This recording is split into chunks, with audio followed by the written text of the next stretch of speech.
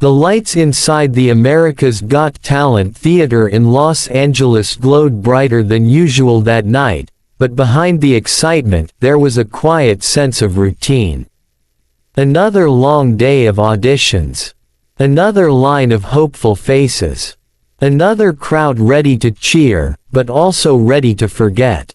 The judges had already seen hundreds of performers, and even the audience seemed restless, shifting in their seats, checking phones, whispering among themselves.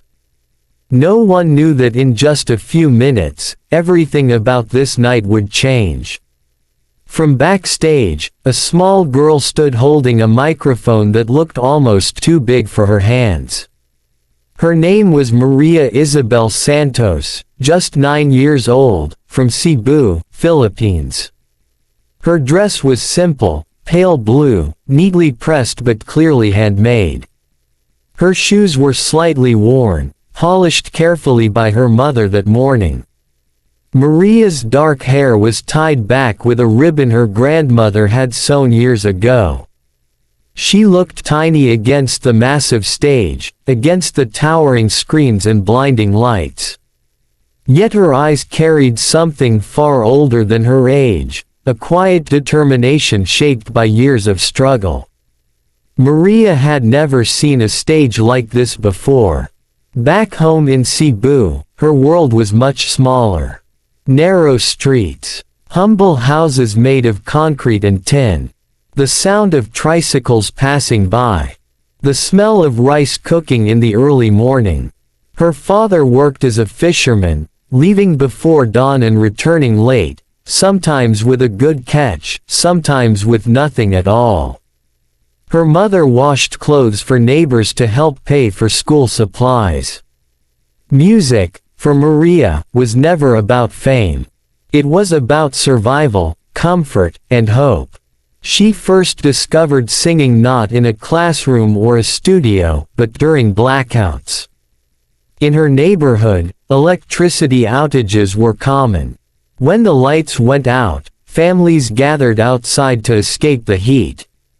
Someone would hum a tune, another would clap softly, and Maria would sing. At first, shy and quiet.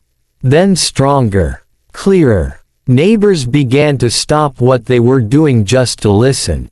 They said her voice didn't sound like a child's voice. It sounded like a story. The journey to America's Got Talent was never supposed to happen.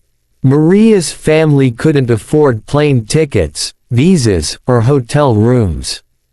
When her school music teacher secretly submitted a video of Maria singing at a small barangay event, they thought nothing of it. Weeks later, an email arrived. Then a call. Then another. At first, her parents thought it was a scam. But when the show helped arrange travel and accommodations, reality finally sank in. Maria was going to sing on one of the biggest stages in the world. Backstage, Maria waited as the host announced her name. Her heart pounded so loudly she thought the microphone might pick it up. Her mother squeezed her hand and whispered a prayer in Cebuano. Her father nodded silently, his eyes already wet. When Maria stepped onto the stage, the crowd reacted with polite applause. Some smiled at how small she was. Others tilted their heads, curious but skeptical. Simon Cowell leaned back in his chair, arms crossed, expression unreadable. The host asked her name, her age, where she was from. When she answered, the audience let out a soft, "Ah." A 9-year-old from Cebu. Simon raised an eyebrow. He asked why she chose to come all this way.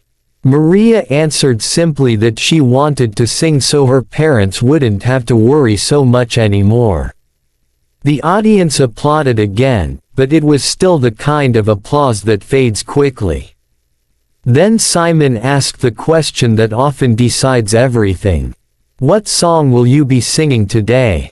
Maria took a breath and said, "Shallow." There was a noticeable shift in the room. Some judges exchanged glances. A few people in the audience murmured. It was a huge song. An emotional song. A risky choice even for adults, let alone a child. Simon's face tightened just slightly, not unkindly, but cautiously. He wished her luck. The music began softly. The opening notes echoed through the theater. Maria stood still, gripping the microphone with both hands. For a brief moment, doubt crept into the air. Then she sang. The first note wasn't loud. It wasn't flashy. But it was pure, clear, honest. The room quieted instantly. Conversations stopped. Phones lowered. Heads turned toward the stage. Her voice carried a depth that felt impossible for someone her age. By the second line, the audience was completely silent. By the third, one of the judges leaned forward. Maria didn't sing like she was performing. She sang like she was telling her life story. Every word felt heavy with meaning. The struggle, the longing, the question of whether there was something more waiting beyond hardship. Her voice rose and fell with control that stunned even professional musicians watching from backstage. When she reached the first emotional peak of the song, a woman in the audience covered her mouth. Someone else wiped away tears. Then came the first twist. Halfway through the performance, just as Maria was building toward a powerful moment, the music suddenly cut out. The backing track stopped completely. A technical malfunction. The theater filled with a gasp. The audience stirred. This kind of moment had ruined countless auditions before. A child, alone on stage, no music, millions watching. The cameras zoomed in on Maria's face. For a split second, fear flickered in her eyes. Simon looked toward the control booth, clearly annoyed. One of the judges whispered, "Oh no." The audience waited, unsure what would happen next. Then Maria did something no one expected. She closed her eyes, took a deep breath, and kept singing. Her voice filled the theater without any music behind it. Raw, vulnerable, unprotected. Every note echoed off the walls, more powerful now because there was nothing to hide behind. You could hear her breathing. You could hear the slight tremble in her voice, not from weakness but from emotion. The audience erupted into spontaneous applause in the middle of the song, something that rarely happened. The judge's table was frozen. Simon's arms slowly uncrossed. His mouth opened slightly, but no words came out. The camera caught him staring at the stage, completely still. When the music finally came back, Maria didn't even seem to notice. She was already lost in the song. She built toward the final chorus with a strength that felt unreal. Her small body held a voice that sounded like it carried generations of struggle and hope. As she reached the final note, she lifted her chin, her voice soaring across the room. The moment she finished, there was a brief, stunned silence. Then the entire theater exploded. The audience jumped to their feet. Cheers thundered from every corner. People screamed. People cried. The judges stood up one by one. One judge pressed a hand to their chest. Another shook their head in disbelief. Simon Cowell remained standing, but unlike the others, he didn't clap right away. He just stared at Maria, eyes glossy, lips pressed together, clearly searching for words that wouldn't come. Maria stood there, breathing heavily, unsure what to do.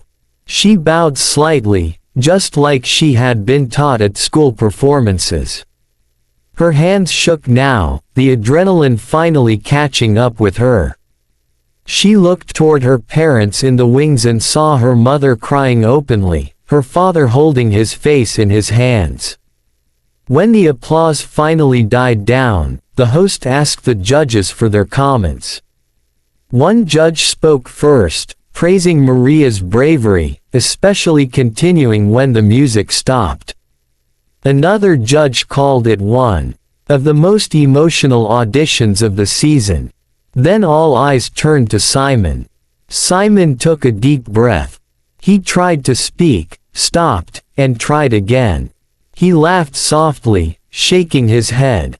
He admitted that when Maria announced her song choice, he was worried. He said it was a song that could easily overwhelm a young performer. But then he paused, his voice lowering.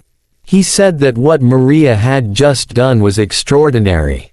Not because of her age. Not because of where she came from. But because she made everyone in that room feel something real. He admitted that when the music cut out, he thought the audition might fall apart, but instead, it became unforgettable. For a moment, Simon fell silent again, visibly emotional. He simply said, "I honestly don't know what to say," and the audience erupted once more. Then came the second twist. As the judges prepared to vote, Simon leaned forward and asked Maria a question. He asked what she would do if she won.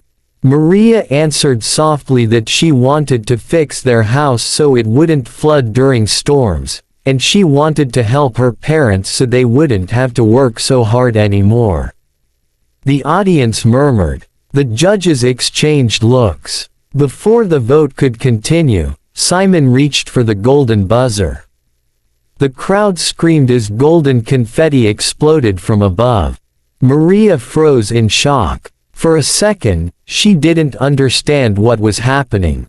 Then the realization hit. She dropped to her knees, covering her face, sobbing uncontrollably. The judges rushed to the stage. The audience's cheers grew even louder. Her parents ran out, embracing her as golden confetti fell all around them. In that moment, a girl from Cebu who once sang during blackouts stood at the center of the world's attention. But the story didn't end there. In the days following the audition, Maria's performance went viral. Millions of views poured in from around the world.